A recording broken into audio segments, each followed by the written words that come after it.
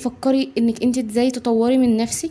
الفكرة هنا انك تشتركي في دورة تدريبية او كورس طويل جدا، وبعد ما اشتركتي فيه مش عايزة تاخديه ومش حاباه والمجال اخترتيه غلط، فلا، ابحثي انت حابة تاخدي ايه بالظبط وايه شغفك ناحيته وخديه وادخلي فيه وابدأي بحاجات بسيطة. الفكرة هنا مش انك تتعلمي كل حاجة، الفكرة ان الاجازة ما تعديش من غير ما تضيف حاجة جديدة لحياتك، وما تضيفش حاجة جديدة لنفسك، لا، نضيف فيها حاجة جديدة لنفسنا تنفعنا ونستفاد منها.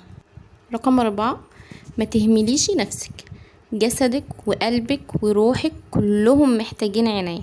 خدي وقتك، خدي وقتك في الأكل، وخلي أكلك صحي مع لعب رياضة خفيفة، واشربي مشروبات منعشة، وغذي روحك بالروحانيات وبالصلاة والقرآن. وخلينا نبدأ مع بعض عادات دينية بسيطة، لأن العبرة مش بالكم وإنما بمدى الاستمرارية عليها. يعني أنا لما أضيف ليومي عادات دينية بسيطة واستمر عليها المدة، أنا كده استفدت من إن